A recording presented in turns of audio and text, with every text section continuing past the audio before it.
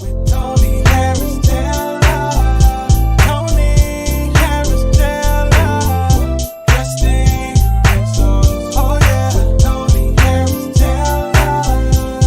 Yeah, yeah. Hi, this is Tony Harris Taylor with another episode of the Drastic Results with Tony Harris Taylor Show.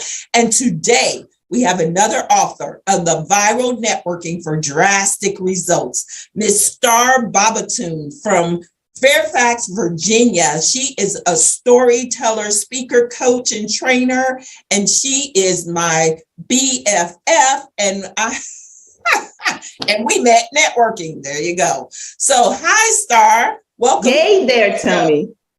Thank you, Tony. I'm so glad to be here, sister. I love it. So let me just say that Star and I have been part of a Sistars mastermind for the last 8 years. I can't even believe it's been 8 years.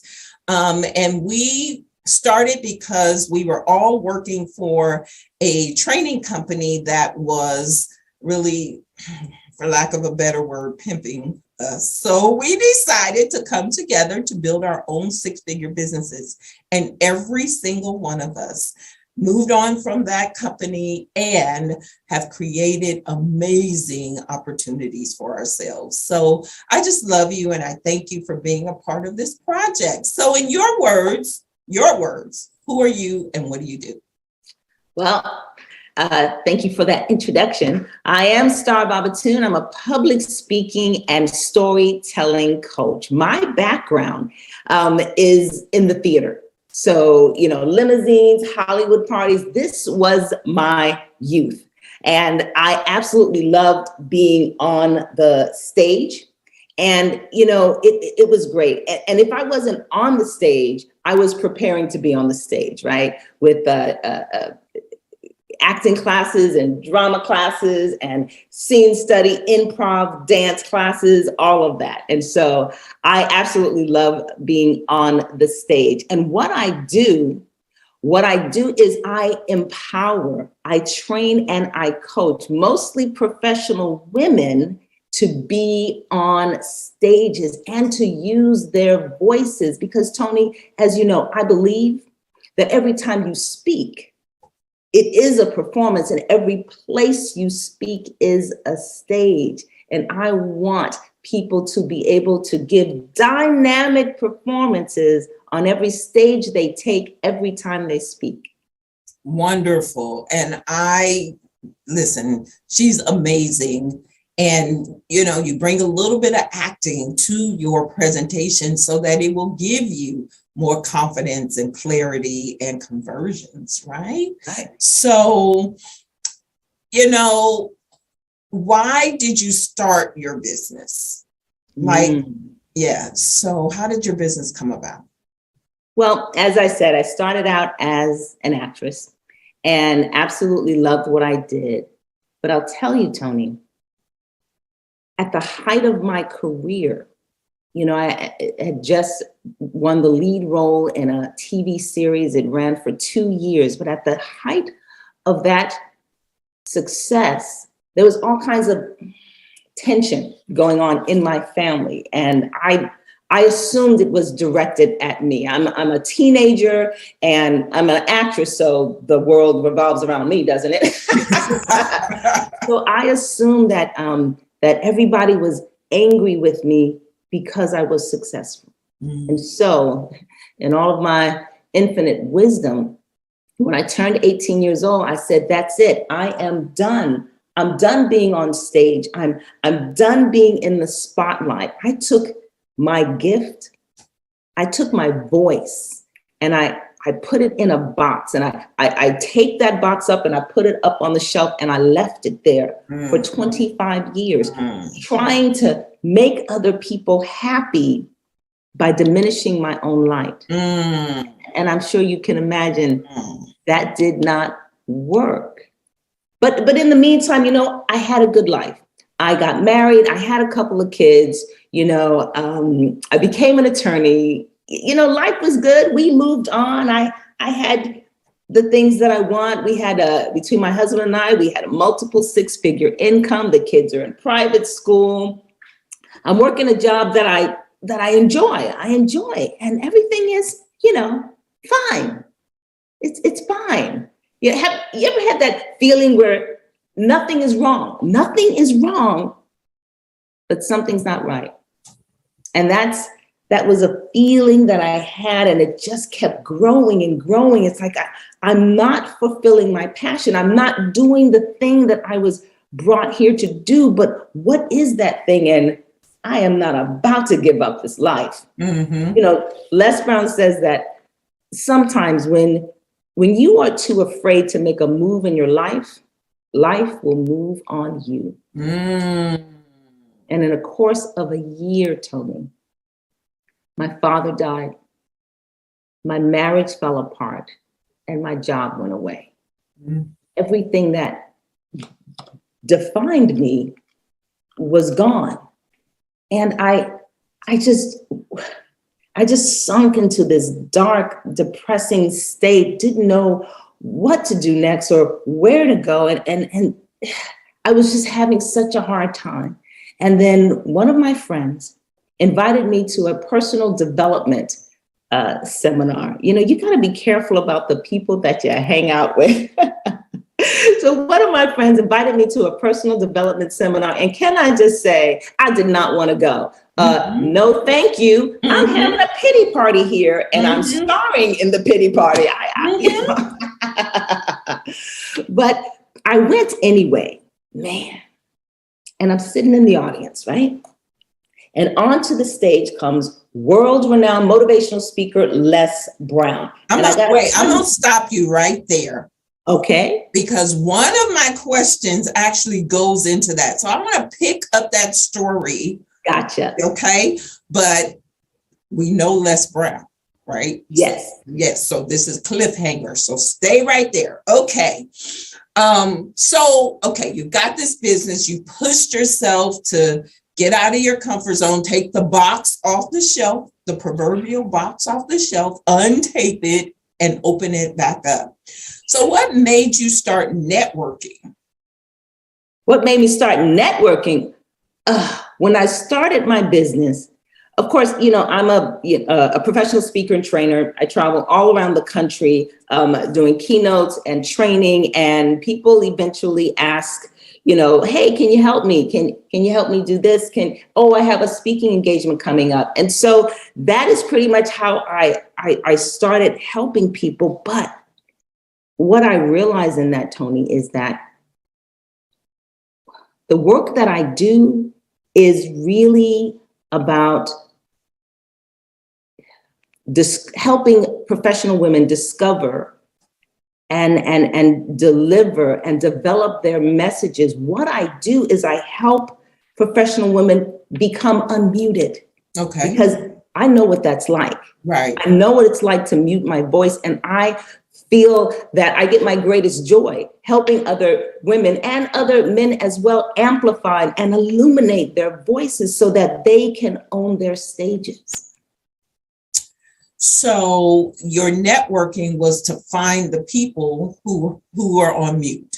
I love that, by the way, since we just that is how it happened. People actually came to me in that sort of thing. But whenever you have a business, what do people tell you? Well, you got to go networking. Apparently, staying at home in my house was not bringing me business. Go figure. Now, it's so hilarious because y'all know I'm the networking queen, and literally I have to shove her. So let's talk about the next question. So when it comes to networking, there are so many emotions around it. Some love it, some hate it. On the networking meter, where do you fall?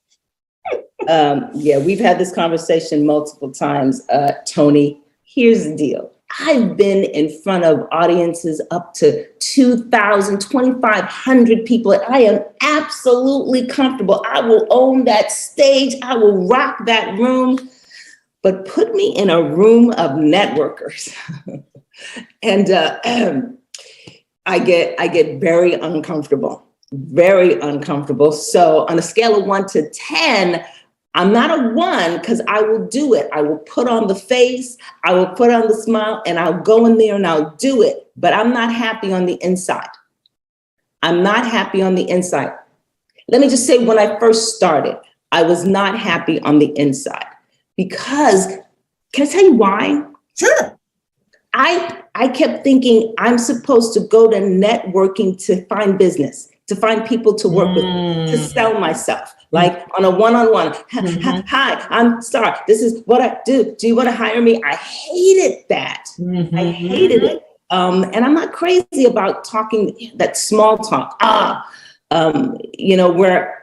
Where I'm doing small talk, but in the back of my mind, what can you do for me? That just was not. It was very uncomfortable. So I would say about a 3 or a 4. I think since I started working with you, since I started actually listening to, because you know how when your best friend tells you to do something, you're like, nah. But when I actually started listening to you and realizing that networking is a whole different ball game, I think I might actually be up to a 7. Yes. I am not at a 10. Okay. So can I tell you a secret? I know Yes. you think you know everything about I think I know everything. So go ahead and tell me a secret. but I feel the same way when I go into rooms when I'm not on stage. Really? I feel the exact same way. Wow. I have to push myself and push through too. Especially when it's a room where I'm the only Black or the only woman and I don't know anybody. Yeah. And so on the inside, I'm like, you need to go back to your hotel room or you just need to go home. So I feel the same way, even today.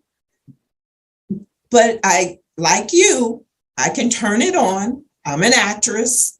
I turn it on. I know I'm there for a purpose. And then I go after my purpose, my goal. It happened to me just recently. I went to an event in the franchise space. I didn't know anybody there. I went with the purpose to connect with the speakers.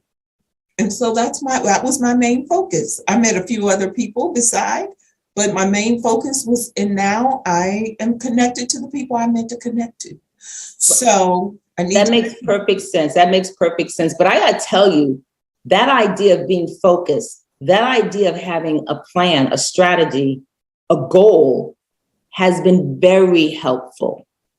It has been very helpful knowing here is my strategy. Here's what I have to do. And I got to tell you, for me, I'm like 3 people. That's it. I just have to really connect with 3 people, not just high and by. I have to really have a conversation with 3 people. That's my goal. And then I get the heck out of there. Or I allow myself to get the heck out of there if I'm still feeling uncomfortable. Generally, by the time I'm having 3 conversations, I'm chill. Perfect. All right. So virtual networking has become popular since the pandemic. You're in the National NIA group, which is a virtual group. So what tips can you share to help fellow entrepreneurs maximize virtual networking? My greatest tip is going to be have your story together. Know your story. Not just your pitch. Hi, I'm Denise and I do, financial analysis. Not that. Have your story, because people don't really want to know what you do, your title. What they really want to know is what you do for others, right? They want to know who you are, what makes you tick. So the number one tip that I have for networking is to know your story and be able to tell your story in 1 minute, in 2 minutes, in 3 minutes. Be able to tell the story that tells the world who you are, what you have, and why I should care. That would be the number one tip. All right. So who you are, what you have, and why should they care? Love that. So, okay. You and I know the intimacies of the ups and downs of entrepreneurship. What is your driving force to stay an entrepreneur? You are qualified to go get a job. And don't think we hadn't thought about it, both of us. What is your driving force to stay an entrepreneur? What is my driving force? I know people say, oh, it's my family and I want to leave a legacy, but that is not it for me. You know, I've spent my years in corporate America. I am an attorney. So I've actually worked in the law firm. And, you know, when I think about the work that I did as an attorney, I love the work that I did. I love working with the people. I didn't like all the, I guess you can call it bureaucracy and politics and rules, you know, especially being a lawyer, and all the details of things that needed to be done exactly this time and exactly this way and exactly this color, just too much for me. So what I love about being an entrepreneur is that I drive what I do, that I decide who I want to work with.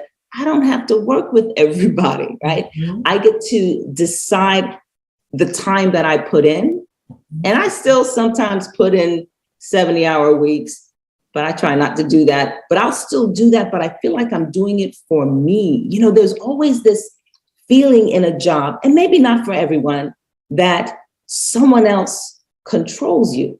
Mm-hmm. Someone else controls your time. Mm-hmm. They tell you when you can take vacation. They tell you when you can take off. They tell you who you need to work with. Someone else kind of controls that part of you. And I don't like that. I think I've always been this sort of free spirit kind of person, being with my theater background. It's like, don't fence me in, I gotta be me.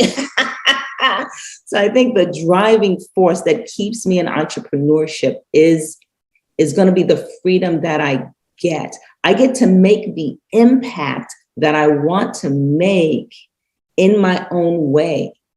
Does that make sense? Yes. And as a lawyer, or as in the corporate world, I know I do my little job, and I know my little job helps some other job, helps some other job. You know, the best part of being an attorney for me was the impact that I had on clients. Mm-hmm. That impact,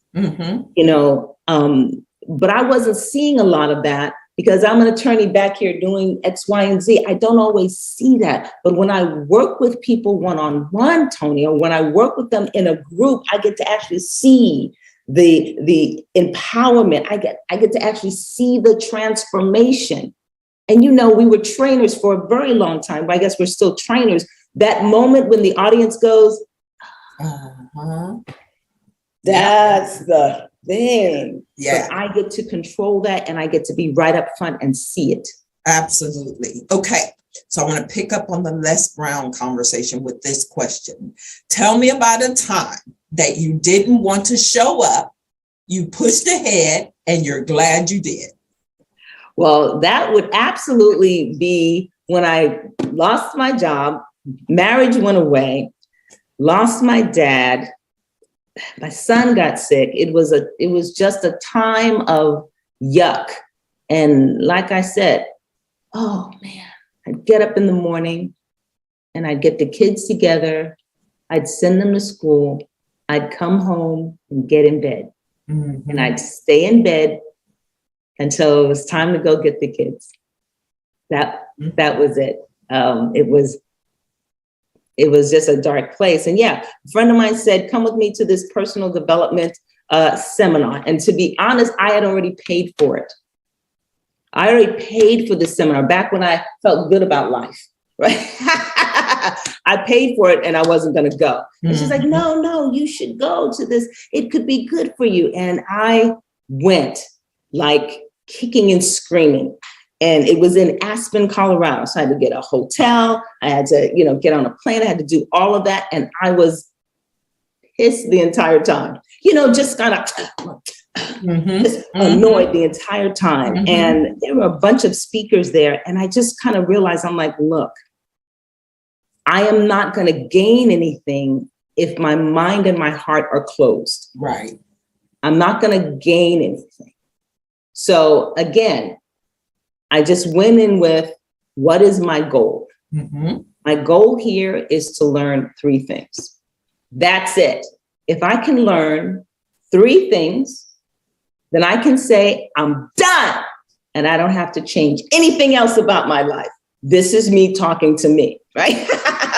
This is what you got to do. I just need you to be open to 3 things. Get your 3 things. You don't even have to come back to the conference. All right. So I'm setting myself up. I'm in a better space now. I am more open.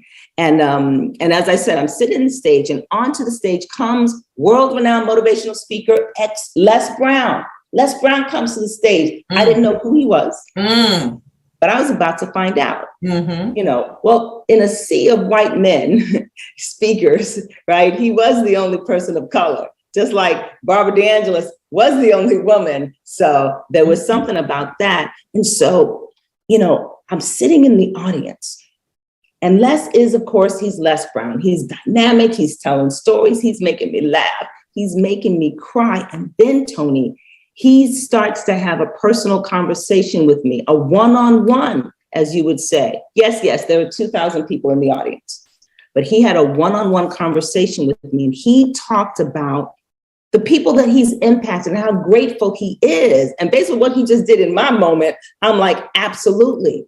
He must have made a great impact in many, many lives, but he talked about his greatest regret. And his greatest regret was the people he did not serve, he did not impact, because he was hiding his voice. Wow. Because he was not doing the thing that he was born to do. That was a private conversation, because I had put my voice away 25 years ago. 25 years ago.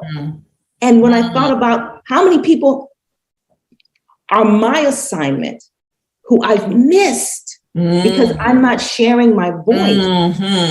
That was it. That was all there was. That was the end of it. Before that man got off the stage, I had signed up for his program. And even though I said I was not going to do that. But anyway, I signed up for his program. I ended up training with Les, working with Les, stalked the man until he gave me a job.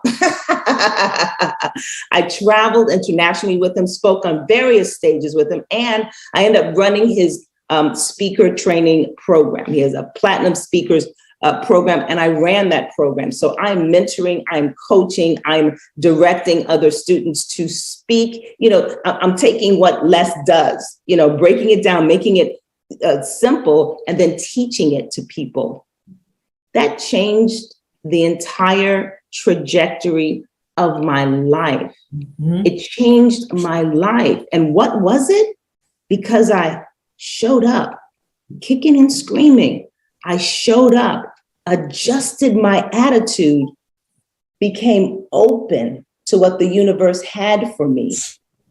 And that's where I ended up. So, and now you and Les are like brother and sister. He calls your son his nephew. And we don't have time to go into how that evolved, but that was life-changing. That was life-changing. I love it. And it's so funny. It's so funny, Tony, because, I saw that question and I said, I don't know. I don't know. I have no idea. And it's amazing how things just flow. Yeah. And you show up. All right. So here's the next question. This should be a good one for you. So tell me about the challenges you have with networking. The challenges I have with networking, number one, I don't want to. Number one, I don't wanna. I just get all this anxiety, and maybe it stems from, my own insecurities. Are they going to like me? Am I going to say something stupid? Because I'm prone to say something stupid. That is the biggest thing. And like I said, it's shifted, especially since I actually hired you. It's different when your girlfriend tells you something, but then when you pay her money, you start listening. So it's changed. So I'm trying to harken back to the time before that. The biggest challenge was I don't know what to say. Mhm. I don't like this feeling of trying to sell myself Mhm. in this one-on-one. I don't Mhm. like the feeling that, I'm desperate to get work. I don't like the feeling of a person doing the same thing to me. What do you do? And then scanning the room for someone else who's more interesting. I don't like, small talk. Mhm. I run out, and if I'm not really interested, I run out of small talk, and then I really wish you'd stop talking to me. And are there hors d'oeuvres or something? Can I do something So else? crazy. I love it. I love it. I love it. So, yeah, she doesn't want to. And when she says that, she really doesn't want to. But here's what I want to say about that to everybody who's watching and reading this in the story. So, even though you don't want to and you push ahead, magic happens when you're in the room. Magic happens. Magic happens. But here's why the magic happens. Because I've shifted, or I've figured out, or I've been taught what networking really is. Yeah. What networking really is. It's not about selling myself. It's not about passing out my cards. It's not about getting as many cards as I can and getting as many people on my email list and then barraging them with who I am and what I do. That's not what it's about. Right. Once I learned that networking is about creating relationships and connections. Yes. That's what it's about. So that takes the pressure off of me. That's right. I'm not trying to sell you on me. Yes. Right? When I change the focus to let me be curious, let me put on my journalism hat. What can I find out about you? And because, I'm a storytelling coach, what's your story? Yeah. I do something called clarity calls. Right. Well, I'll spend 90 minutes with a person. They're like, I don't know what my story is. All right, we'll spend 90 minutes. We're going to figure out what your story is. And I start pulling out all of these details, all of these nuggets, right? I pull out all the nuggets and I lay them on a table, right? It goes through whatever computer process is in my head. And I can take those pieces and create your story and hand it to you, right? We've done this. We've had a clarity call where I just hand you your story and people are like, oh my God, that's amazing.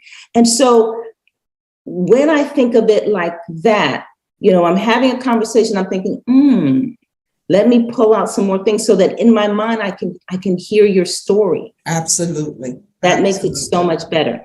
Yeah. So tell me about a time when networking has made a big difference in your business. So, there's a thing about recency, like you can only remember the things that happened very recently, being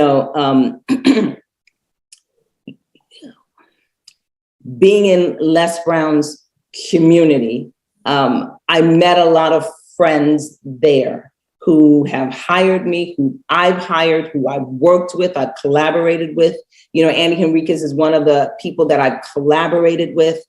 And so that has given me opportunities that I never expected. And I don't have a way to quantify that. But it has definitely helped me with my business.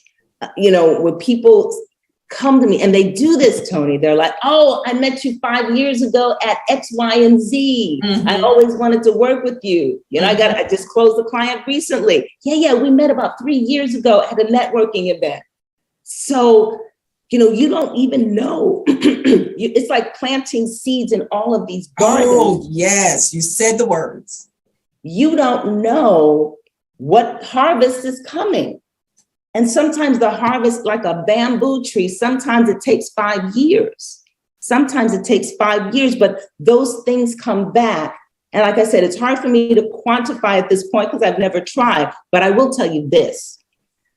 Last year, and you know this, I went to your event, to your viral networking event, right? And I went there for love, not trying to do anything but support my sister. She's got an event. I'm just going to be in the room. I'm just going to be in the room. and I am listening to you break things down. I know you've told me 100 times, but I don't know what it was. You know what they say? They say when the student is ready, the teacher appears. So you're up there, and because I'm relaxed and I'm not trying to network and I'm not trying to do anything but show love. That's all I'm there for. And I'm listening to you, for once. I'm listening to you, and I'm listening to your clients tell their success stories. Tony told me to do this and I made X, Y, and Z. Tony told me to do this and my entire business changed. Tony made me, and everyone's like, Tony says. Tony's been telling me that for years. But anyway, I'm sitting back there and I'm paying attention this time. And I'm actually taking notes. And you gave us a challenge. To set one-on-ones with people. I'm not in this conference, but I'm like, you know what? I'm going to give it a try. And you know what I did? 3. My goal, 3. She's like, the person who has the most is going to win. No, I'm not trying to have the most. I'm trying to do my thing, which is 3. I end up doing about 5 one-on-ones, which is a simple thing. And you actually gave us the format of the conversation. You gave us the form that we follow for the one-on-one conversation. Come on, people, this is easy peasy. And it's no selling at all. I loved it, right? And so I did these one-on-ones with various people. And I believe at this point, I know that has netted me. I know that it has netted me personally about $12,000. But what you don't know is that overall, the net is more like $25,000. Wow. Because of my collaborations. Right. So they're not just working with me. Yes. They are working with the people that I'm connecting them to. That's exactly what I'm saying? Right. So we're up to about 25,000 right now. And the thing is that I am still getting calls from people that I met at your events. Still getting called. It's 4 or 5 months where now they want to work with me. It wasn't immediate, or I had the one-on-one and nothing happened. 3 months later, hey, remember we had that conversation? 12,000. Yeah, I think we're going to make that 14,000. Wow. As of last week. I didn't tell you what happened last week, but that's okay. So tell me later. Wow. Personally. And what happened? What happened? I just did what Tony said. It was, you make it so simple, you make it so easy, so non-threatening that it worked. And that's why I'm convinced. And that's why I joined NIA, because I'm like, if I can do that when I'm not even trying, I wasn't even trying. But if I can do that not trying, what can I accomplish if I actually go to all these meetings, and I'm meeting so many different people. Oh, and the best part, Tony. What's that? I know. The best part is I love the fact that I'm making money and that I'm making a connection. Sure. For me. The best part is when I'm connecting other people. Yes. And I see them get together. Yes. And I'm like, exactly. Those 2 people are now connected. Do you know how many times I have recommended Val? How many times I've recommended, Donna? That is the best part. And then they send you a little note. Hey, thanks for the introduction to Tony. Thanks for the introduction to Dawn. That's a good feeling too. That changes the face of networking for me. Absolutely. So when you talk about the challenges, I can only talk about before, because of you, I just have a whole new philosophy of networking, and it works for me. So social media is a form of networking. How social media helped you to grow your business? Social media, another one of those things, not interested in. However, I have put things out there. I've put things out there on social media. I have a YouTube channel. I have something called Star Points, short motivational messages. I've been putting them out there. And how has that helped my business? The thing is, it gives me what do you call that? Visibility. Mm-hmm. I have had keynotes, through a speakers bureau where they say they saw my name, but then they went on social media to check me out, loved my stuff, and that's why they hired me. So that's how it works. It's not sort of a direct thing, but the fact that I am out there, people can see me, see who I am. My personality is out there. So that has been helpful. I really want the audience to see this. You mentioned seed planting earlier. So meet somebody at a networking event. You do a one-to-one. That's the planting of the seed. The fertilizer is social media. That is a good thought. I like that. The fertilizer is the social media. Because that's where they continue the relationship, even though we may not talk. Yeah. And and as they keep seeing you, those sprouts are coming up in their mind that one day I'm going to work with her. And then one day, 3 years later, they give you a call.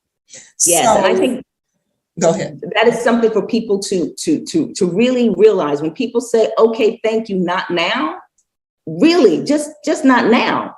It's not no, it's just not now. Right. Very good. Okay. What mistakes have you seen entrepreneurs make when it comes to networking? When it comes to networking, hey, I'm Star Bobatoon. Can I have your card? Here's my card. Here's my card. Have my card. What do you do? What do you do? That's sort of the card, ninja.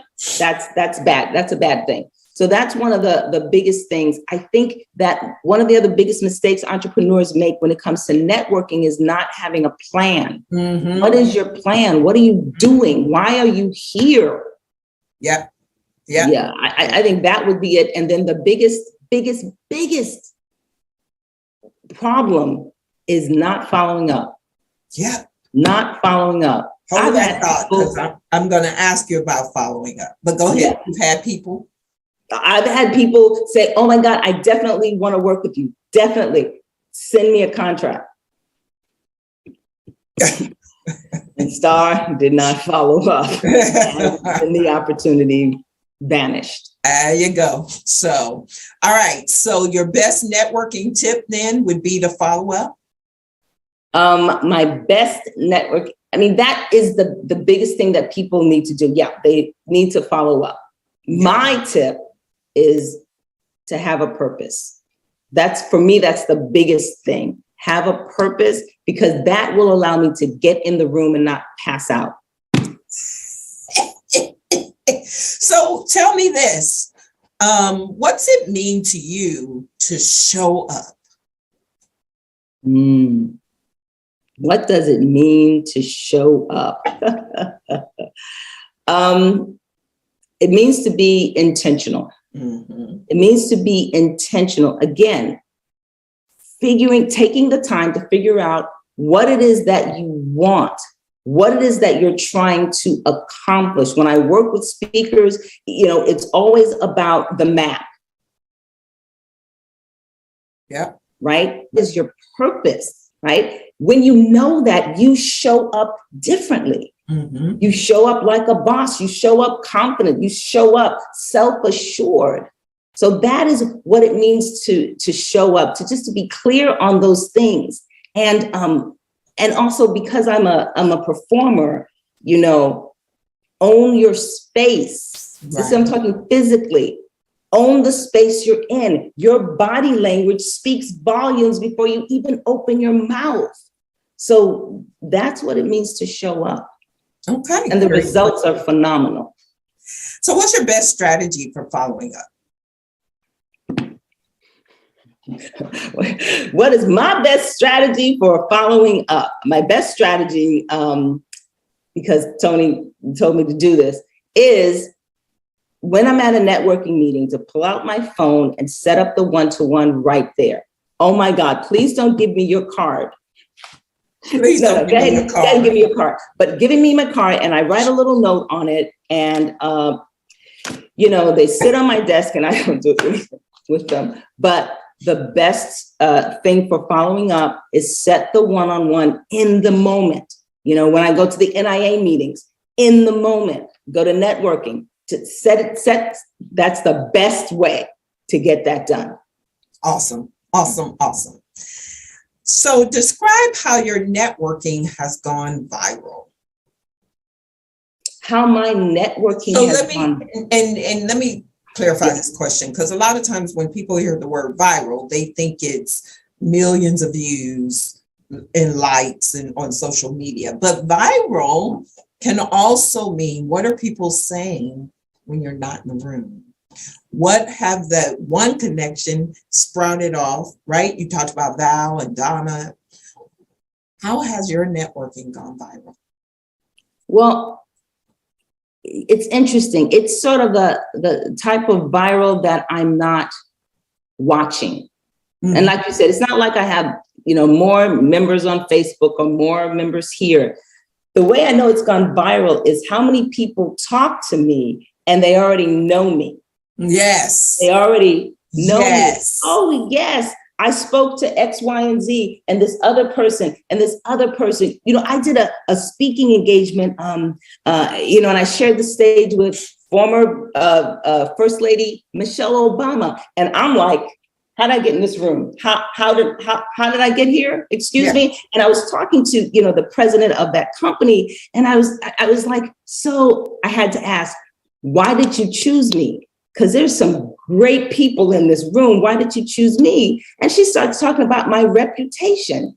She was like, oh, yes. And we spoke to this person and that person recommended you, and that person knows you, and that person knows you. I was like, oh, yeah, that's the networking going viral. That's viral. That's it. So congratulations, sister. I know you didn't think of it in those terms, but it absolutely is those terms. Okay, so what is your favorite quote around networking or connecting? My favorite quote,